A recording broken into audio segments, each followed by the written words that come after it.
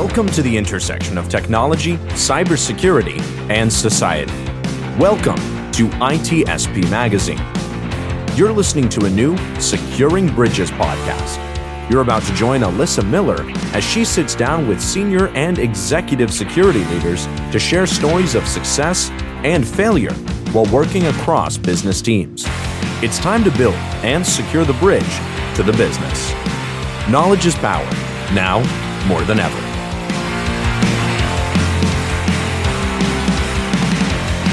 All right, Securing Bridges faithful, did you miss us? 2 whole weeks without us. I warned you it was coming. I did tell y'all. I told you there'd be a 2-week break. We're back now. It's episode 25. We're like a quarter of a century old or something. I'm way older. You can rent a car now. I can.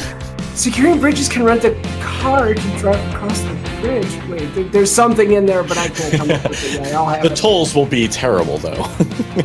So, welcome back. Here we are once again, and this week, if you didn't catch it on social media, we're crossing the stream. Don't cross the streams. We're going to cross the streams because our guest this week has his own streaming channel on YouTube and maybe a few other platforms too. We'll find out in a second. But so we're going to dive into our lots of great topics. We got some really set up good topics coming up kind of from the recent headlines in the info security space, but we'll also get into some of the other things too.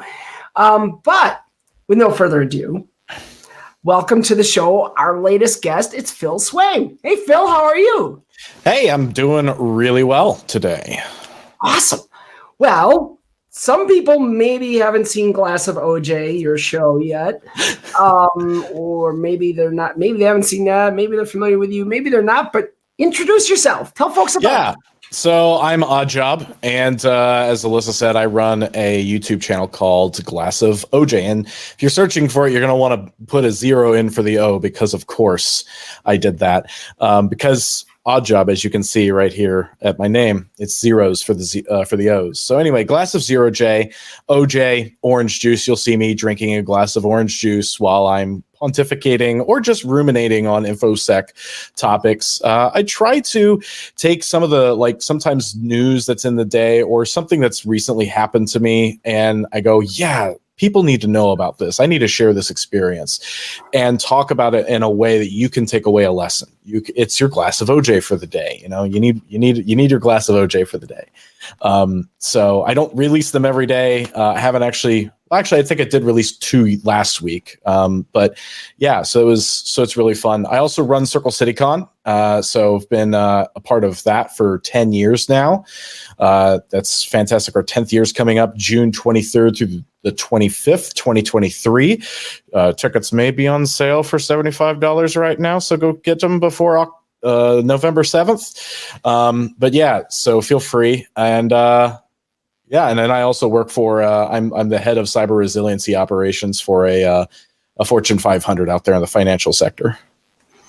Awesome. So, some people have their 0 days. We have our 0J. Oh, boo. Oh, okay. I had to go there. Come on. I had to. I couldn't resist. It popped into my head and I just couldn't let it go. I'm so ashamed of myself right now, but yeah, it happens. So you mentioned, there's a lot of, you mentioned how you like to talk about recent current events and whatever. And there's a lot out there right now, especially in the legal space. Yeah. There's a few things of particular note. And one that we promised our listeners we'd get into, so I don't see any reason to hesitate. Let's get into this thing. So, what is that, a week or 2 ago? I think 2 weeks ago now. Yep. Joe Sullivan, former CSO for Uber, among others, was convicted of, I believe, 2 different charges stemming from the breach at Uber back in 2016. Correct. And some activities around covering that up. Mm-hmm.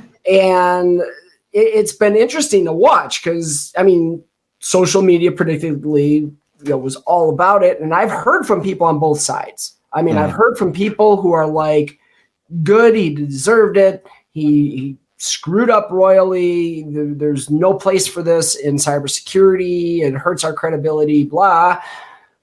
And then I'm hearing from the other side are people who are very concerned of the precedent that this sets of scapegoating CISOs, and even some people who, have more of a personal relationship with him, and I have concerns and feel like he's been treated unfairly. So we obviously only know what we see in the media, what's reported on, but I'm kind of curious, first of all, just setting up those two sides, if you will. And there's always a spectrum. It's never really sides, but where do you fall on this? I mean, what was your thoughts as it went down? Reading through the facts of the case as you can find it on Court Listener, which I'll admit, they don't have absolutely everything in there. They don't have all the depositions. They don't have all the testimony and everything like that. But judging based on the facts that I've been able to tell from news media, from the actual complaint documents, indictments, and everything that the DOJ brought up, that he, at the best, he set himself up for failure and set himself up into this. He may not be, a malicious person in this regard, deserving of any kind of punishment that may involve jail time, but he did do something that I believe, or at least on the face of it, looks like, yes, it was the things that they were claiming they were, which was obstructing the FTC investigation and misprision of a felony. And so those are two things that they laid out a very good case for. And I haven't seen really too much on the other side, facts wise, to say that they have their facts incorrect, to say that maybe they have it wrong. Well, and this is the key thing for me, right? Like I read through the documents as well, and I felt like his defense was, well, I wasn't the only one involved in this, so therefore I'm not guilty. Right. That was kind of the feel I got from a lot of the different filings and some of the testimony that was presented, which we can argue all day long. That may very well be true. Right. Like there were board members who had things to say about how I think general counsel was involved and, said they were completely unaware of this and denied everything. And we can talk about whether or not we find that credible. But at the end of the day, I didn't feel like, to your point, there was a defense presented here to say, I didn't cover this up.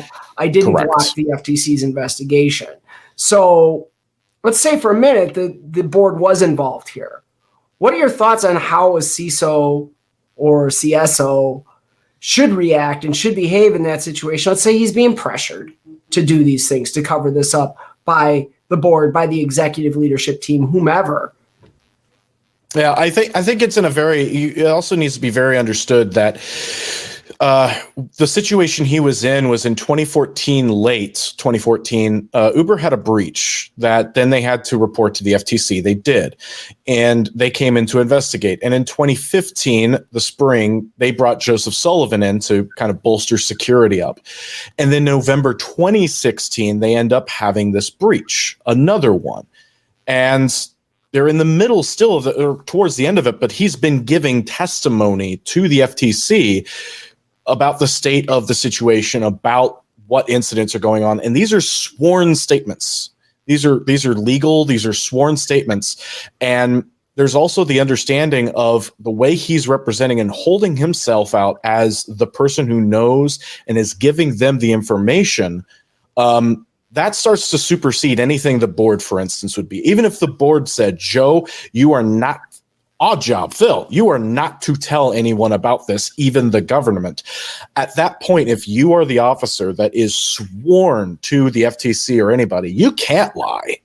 And a lie by omission, because I don't know everything that was asked, but I have to imagine the FTC would say, has there been another breach?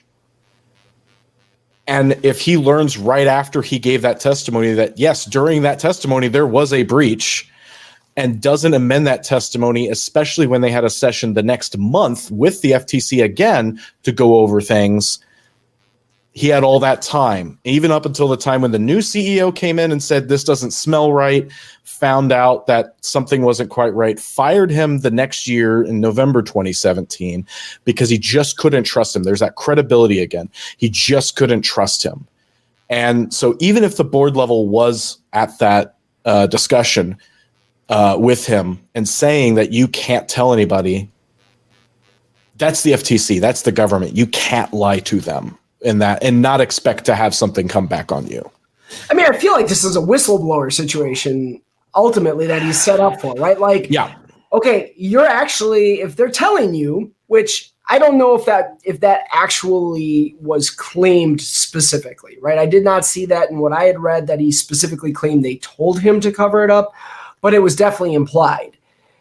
But my thing is, like, if they had told you that, they've told you to commit a crime. So when you're sworn under oath and you have the opportunity, why wouldn't you? That's the ultimate out. I mean, yeah, the microphone you really want there is there to say, we had a breach. And not only that, they wanted me to cover it up. You know, that's the point at which you do that. You save those emails, you save all those things, and you bring that because when you're a chief information security officer, your duty is not just to the board. Your duty is also to those customers, to those drivers, to those users of your product, and to the general public as well, to make sure that they're taken care of. And again, a very rare situation one would hopefully never find themselves in is where, like you said, the situation where a board is telling you to do something illegal and you have the government there saying you will testify to the truth of this matter. You better testify to the truth of that matter. And it should be a duty, not only just under the law, but also personally as cybersecurity professionals to stand up and say something. Yeah. I mean, we preach all the time ethics in cybersecurity. Do we practice it all the time? Maybe not, but we preach it. And it bothers me that there would be people in cybersecurity saying, he shouldn't be charged with crimes if crimes actually happened, right? And that's the thing I have a real problem with. And I think where, and I look at him and I look at the situation, I'm kind of wondering, like, what was your motivation? Was this personal? Like you were afraid to say that this happened on your watch? Was it, he was pressured into it and didn't want to air it even in that, in a sworn statement because that would make him unmarketable to find a new job after they would predictably, sever ties with him? I don't know, but it begs some interesting questions. Like what would even motivate someone in a position like that to take that action as opposed to, hey, you know what? I'm stuck here. I'm under oath. I have to tell the truth. I'm going to tell the truth.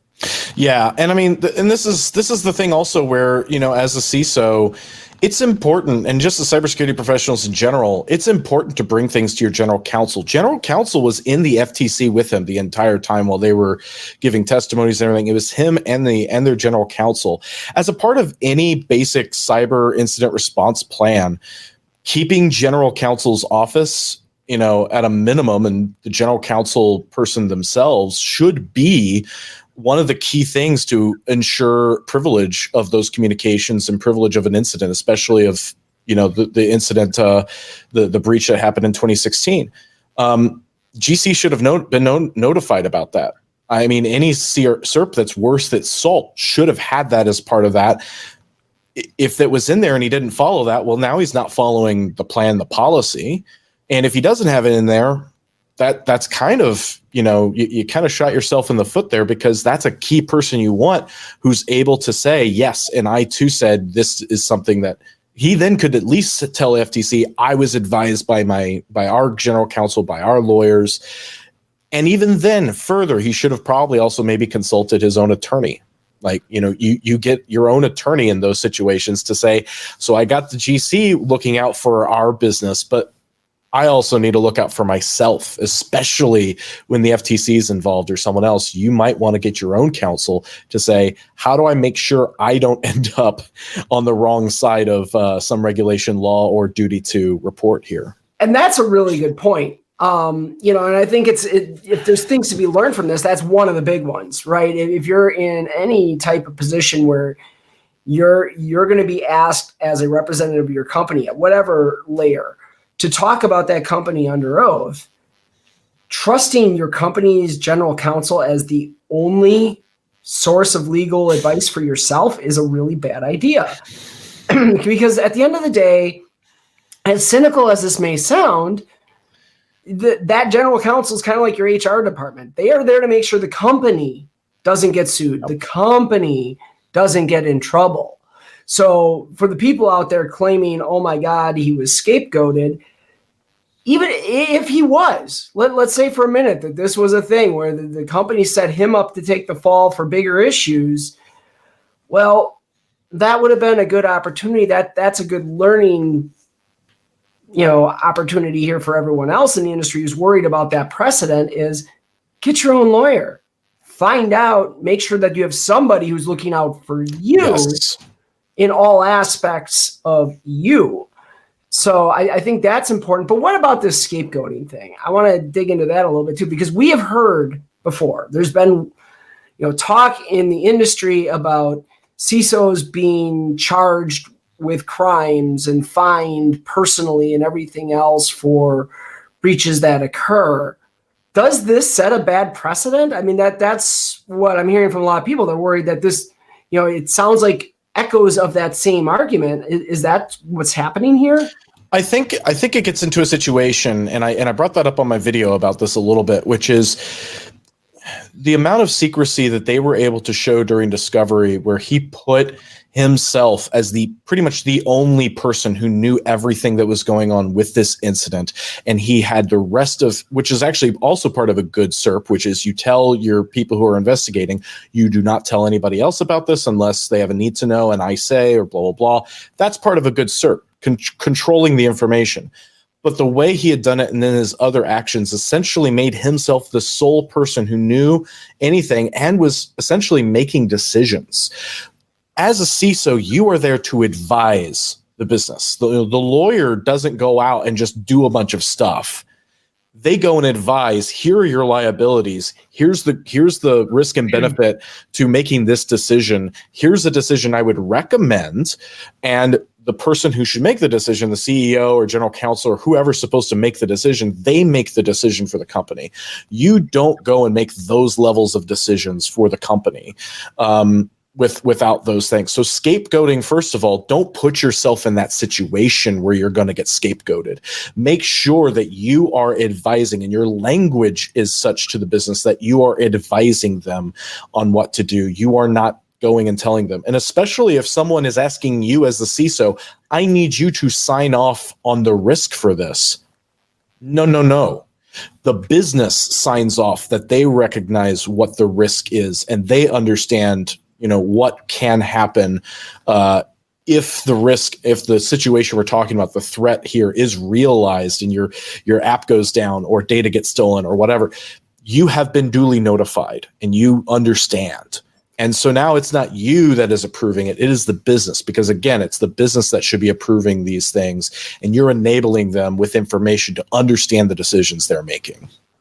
And I think that's a key thing, right? And there's a couple of things I want to highlight here. And for the people that claim this is, a bad precedent, we go back to some of the previous conversation. I think what was tried or talked about before was charging executives criminally or, personal fines in response to the breach itself. If you get breached, we're going to charge you with a crime. If you get breached, we're going to fine you personally millions of dollars. And I think that I disagree with, right? I feel like that should never happen. That is not right. The difference here, and this is what I think people have to recognize, the difference here, they're not blaming him for the breach. No one blamed him for the breach. Absolutely not. He's not being charged because he's being blamed for the breach. He's being charged for his actions in response to a breach. Correct. That's what he was convicted of. So I think that's important. But the other part of this, where I've heard people, talk about maybe not even in a negative sense, but a precedent set by this, and you kind of went down this path of, talk to the business, have the business make the decision, get it in writing. That's something that I think may come out of this as an unintended consequence, but maybe it's a good one, is that higher degree of just being careful, right? Yeah. Like CISOs being more careful about how they handle this. I used to work, as you know, in a very highly, highly regulated Wall Street firm. And, compliance is a big thing. when you're dealing with Wall Street. I mean, and we're talking, not just within one country, but a myriad of countries. And so when you have those compliance factors, part of it is the requirements to report and so on and so on. I never, as the BISO in that particular role, ever want to be the one making the decision for my business unit to say, is this something we have to report or not? Correct. No, let your compliance people do that. They're the specialists who are supposed to know all of that anyway. Let them work with the business. Yep. You give them the information. Is that kind of what we're seeing here now? Is that what you're expecting to see more of? Is that's going to maybe be a... I definitely think there's people who hold themselves out as bulletproof CISOs, or people who can just come in and they want to take more decision making than they really should.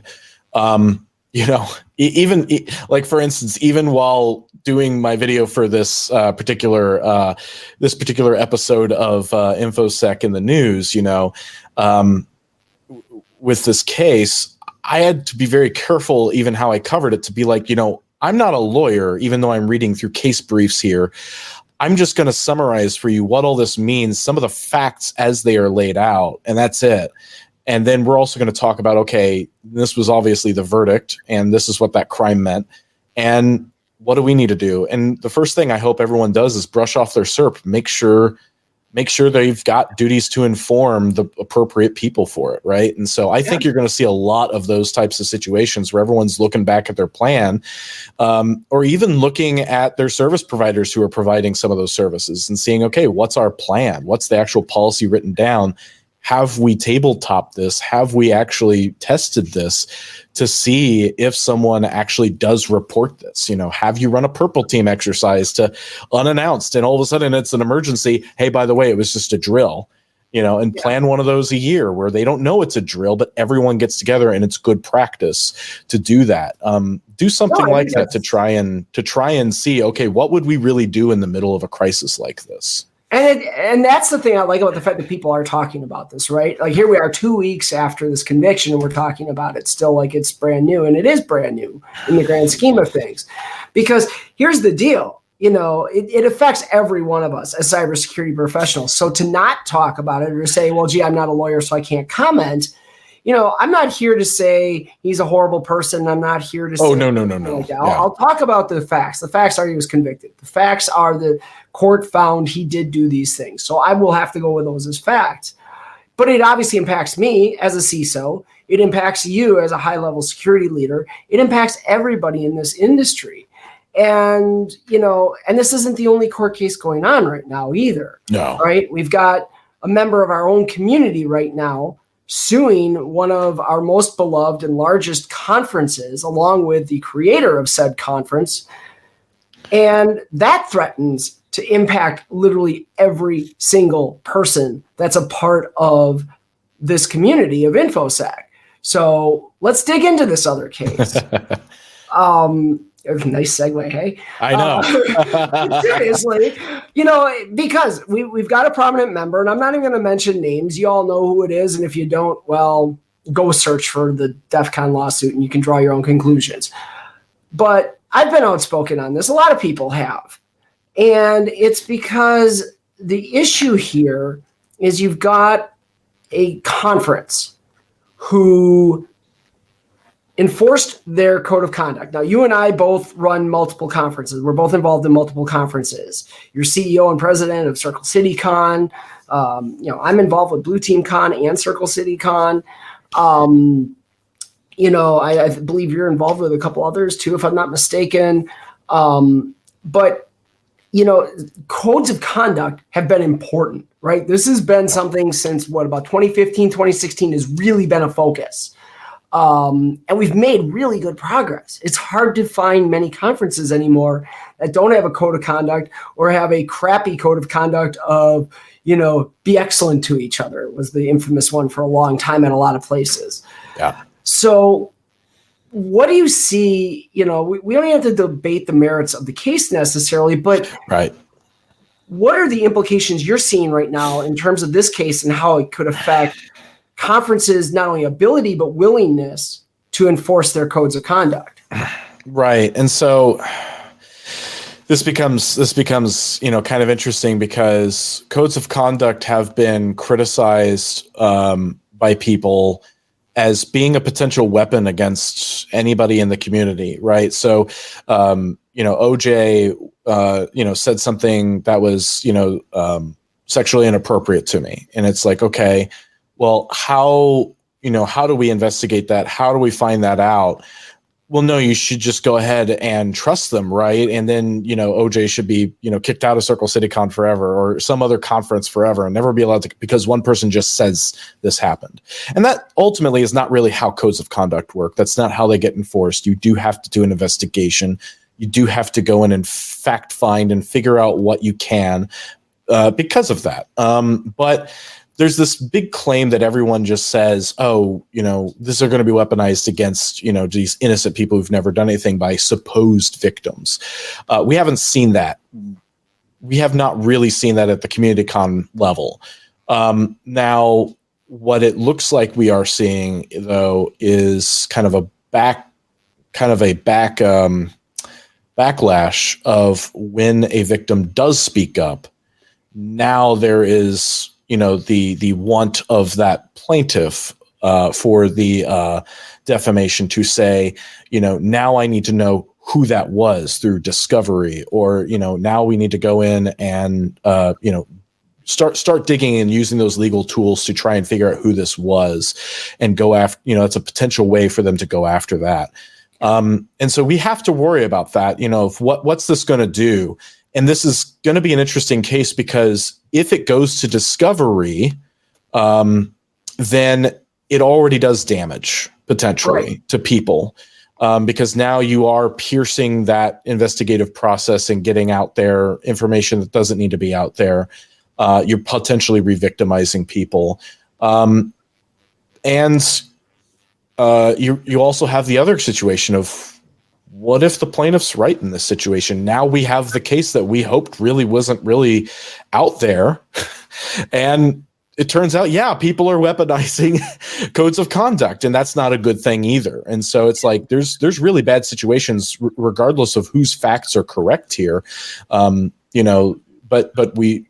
like to think that codes of conduct are doing what we hope they're doing and keeping bad actors at bay and allowing conferences to enforce and protect. And that's the ultimate thing, is conferences need to be able to show everyone you are welcome here and you are safe here. And we will enforce this code of conduct. That's what it's supposed to do. But this makes it harder for people to go, I wanted to go to that conference if this goes further. Yeah. And there's a lot of things in here that bother me with this, right? And like I said, I've been vocal about a lot of it. First of all is the want, and I know that the plaintiff in this case has made multiple statements. So plaintiff, to be clear, is the person who, in this case, was banned from DEF CON and is now suing DEF CON, right? And so his claim, is that, it's defamation, whatever. It's, there's a lot of different things in there to pick apart. But, from the very beginning, he's complained that, this isn't, he's made lots of claims about courts of law, right? I mean, he gave a conference talk at another conference about cancel culture and not being given his time in a court of law. Enforcing a code of conduct is not a court of law situation. It is a private organization who has every right to have their own policies and to decide things based on that policy. And then, in an effort to be transparent, they announce the results of enforcement actions under their policy. That's something that a lot of conferences do. It's something that conferences commit to in that very same code of conduct. And so this is an attempt to undo that. The other thing that bothers me here is, we talk about codes of conduct being abused by the accusers, basically, to go after somebody. But what I've been very vocal about is I feel like we're seeing a case of the legal system being used to harass, abuse, whatever, and I let me be clear. I don't have knowledge of what the accusations are, who is involved, what the nature of the accusations are, or anything else, right? I'm not part of DEF CON. I don't know this, and it's not my business to know. I don't need to know. I don't have any right to know. But the problem here is, assuming that this person did everything they did, and DEF CON says they did a full investigation, they talked to the person, they talked to the victims. All right, they made their decision. So let's go with that. By dragging this into court and asking for discovery, which he's already done, he's already asked for names of the people. So let's say for a minute, and again, I don't know any of the inner workings, but let's say that the accusation here, or any proverbial case, right? Someone at a conference gets accused of intimidating and harassing somebody. Well, what does this legal introduction do? If you're able to get a hold of their name of who it is that accused you, what does that enable you to do as the person who already has victimized that person once? It gives you the ability to re-victimize. Mm-hmm. And that's my big concern with all of this is now, if this person's able to be successful with this in the especially in the mode that he's going about it, the precedent that it sets is awful. And threatens to make conferences completely unsafe for people who have concerns of that nature. So I'm curious, as you look at that, how can conferences respond? What can we do different? I mean, we kind of have to, watch and wait here. The courts are obviously going to give us an idea of how successful someone could get in. Because, obviously the initial harm in this case could be just simple discovery is harm enough. And so how easy is it for someone via defamation, which already honestly is a bit of a high bar. It's a bit of a high bar to go to defamation. And so if they can, though, go to that high bar enough for at least discovery, that could be very perilous. And I mean, I don't know what to do with that fact. I mean, other than, going to, your own attorneys and lawyers, which it sounds like DEF CON has competent attorneys who've even told them how to announce their bans or however. If you look at it, it was very vague. It was just, this person is banned due to, I think it was just multiple reports of code of conduct, and we believe it merited a ban from the conference. That's it. We're confident that it merits a ban from the conference. And it's just like, okay, all you can do is just try to find, good legal advice that helps you understand where your liability is when you go and make such statements. Had they kept us completely quiet and silent and just said, hey, person A, you are no longer allowed at our conference, but not said anything out loud. Now, the public wouldn't know that this was the case. And in fact, in the filing, DEF CON even says, but the public does have a vested interest in knowing because this person is so well known, because our conference is so well known, and they even call it the biggest conference or most famous conference in this sector in the world. We had a duty to tell people. It was in their best interest in the community to know. Even just the vague understanding of this person is no longer, going to be in attendance. And all you can do is just try to get the best legal advice you can to make sure you're doing what you need to do and not putting on more liability than you should. And again, this is going to be interesting because we don't really have much as far as conference specific stuff.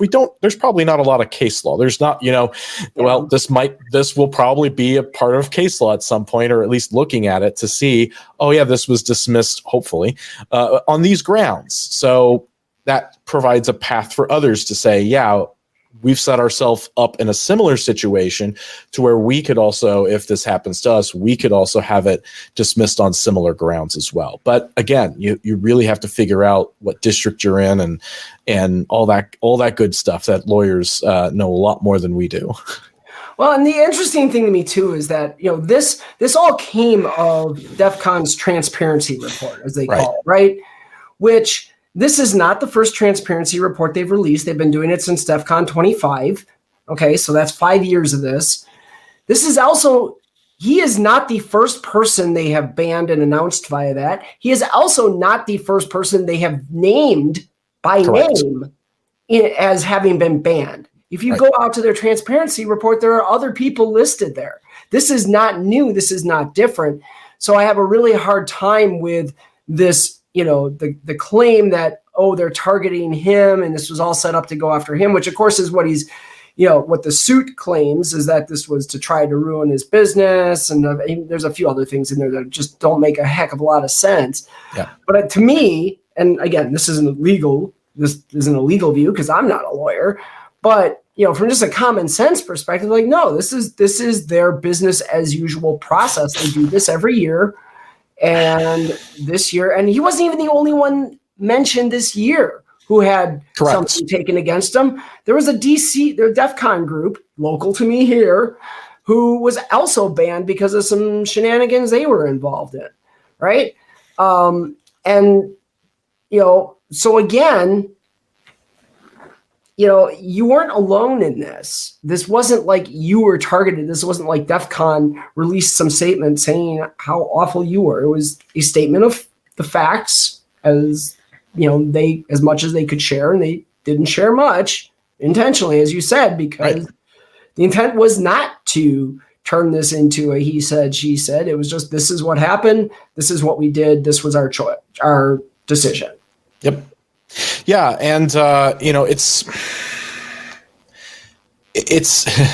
it's also an interesting thing where the defamation that this person is also claiming is because they're trying to claim that because DEF CON tends, or by reputation, tends to ban people for outrageous and I forget, it's highly offensive, extremely offensive behavior, sexually abhorrent behavior, that because of that, just merely announcing this, that then the internet also, what she calls the cancel culture, he mentions that in his complaint. So that's funny that he also gives talks on that because it's in the complaint. And he goes through and basically says, because of them, all these Twitter folks have made statements about, me that are not true. And therefore DEF CON's the one who's done defamation. And me, I'm scratching my head going, that sounds an awful lot like you're suing the wrong person. You're suing the wrong people. You got to go out. Well, I'm not encouraging it, but your targets are everyone else on social media. Yeah, don't give him ideas. Come on. I'm sitting right here right now. Yeah. Me too, kind of. So, but it's a lot of it has spoken out, but it's just the thing, but we would not have anything in discovery either. So, that's kind of where that comes back to is again, what do we have for discovery? Neither you nor I have any inside knowledge of what's going on here. And no. I can only speak to what I'm seeing in the media and, my own personal beliefs on the matter, which, and that's what I do. That's what my Twitter account's for. It's for me to express my personal beliefs. But in any event, I mean, from a conference perspective, it's concerning to me because at the end of the day, we want to protect our attendees. We want to protect our attendees, our staff, everyone who's involved in that conference. The whole point of a conference is to be able to come together and to share experiences. And that only happens if people can come and be comfortable. Exactly. Women don't have to worry about getting their butts grabbed or, getting cornered in a room by someone who's hitting on them, or, guys don't have to worry about, women grabbing them in their package or other things that can have happened too, right? I mean, this isn't just a one-way street. This happens with all genders. It can go any direction, and it's not just sexual, as this case is pointed out. It sounds like from what's been filed that in this case it was not sexual situations that were accused here. It was something else, and so, it's important to remember there's a lot of things that can occur at a conference that we're trying to stamp out. Right. And undoing these COCs could be a real issue. Yeah. Harassment isn't just doesn't have to be sexual. Even interrupting someone continually during a talk, that's harassing behavior. and you could get kicked out for that. I mean, simply if a speaker literally says to a red shirt, we call them red shirts. You have blue shirts, it seems, but you have your security and safety staff, and you say that person was just constantly. I told them constantly to please wait until the end. Please wait until the end. And that makes its way up into the reporting structure, and it may turn out, yeah, you leave. We told you. I mean, Crown Sterling was suing UBM over that. Yeah. Right? Because they were presenting at Black Hat, and somebody stood up and they claimed that Black Hat didn't do enough. Now, I actually don't even know the disposition of that. I haven't heard anything. It's been a while since I've even looked at that case to even see what was going on. But yeah, it was another one. Yeah, it was a matter of you did not enforce your code of conduct, and therefore we had a bad time at your con. So and maybe that's legit. I don't know. But there it's different because they're not claiming, innocence or something else. They're claiming, hey, you said this thing and you didn't do what you said you would do, which is a far different situation. Right. Not saying I agree with them suing UBM and Black Hat. That's I was going to say, we're starting to get into a rabbit hole of cases here. I didn't think this was going to go this long into the legal side. I thought we get to other topics, but I can see that's not going to happen. We're not uniquely qualified to opine on the legal matters here. We are uniquely qualified to opine on any matters that affect info security because I, and our many listeners out there are all a part of it. And that's the thing is I hope everyone realizes we're commenting on the consequences it really does have on our lives and have on our professions, not necessarily for our legal. I think you and I have put enough disclaimers out there that we're not legal experts, we're not lawyers. I may work with a lot of lawyers. I am not one myself, and I will never claim to. Yeah, you do work with a lot of lawyers. I don't claim superior knowledge of these situations or these legal cases, but what I do claim is that I am somebody that is impacted by them. We all are, and I think that's the key: is to recognize that these types of cases do impact each and every one of us in the cybersecurity community because they set precedent.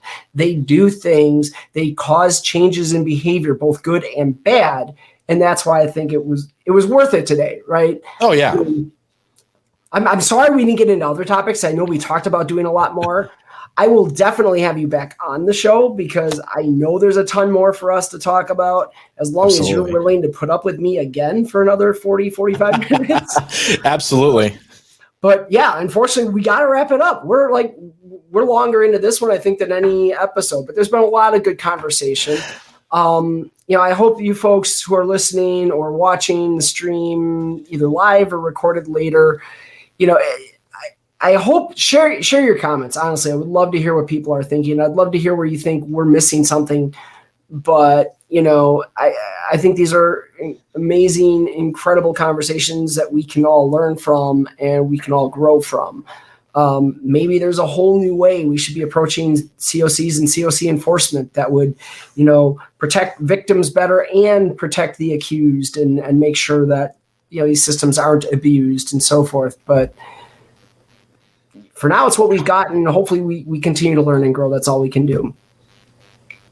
So, OJ, thank you so much. This has been a wonderful conversation. I've had a blast. Like I said, I will definitely get you back on the show sometime because I would like to dig into some other topics specific kind of to our day-to-day as opposed to these events. But this was a good conversation. I knew you'd be the right person to talk about it with. So thank you for that. Thanks for having me on. Oh, for sure. Thanks for coming. And to all of you, thanks again for tuning in. We will be back next week. I've got more guests lined up, and I'm not going to be traveling next week. I will be, but that's not going to affect the show. So, awesome. Looking forward to it. Thank you so much, everyone, for tuning in. Keep coming on back. And if you're enjoying the show and, your organization wants to be more involved, you'd like to associate yourself with the messages we put out here, please contact me, contact ITSP Magazine. We'd love to have you jump on board. But that's all we got for this week, so take care, everybody. We'll see you on down the road on Securing Bridges.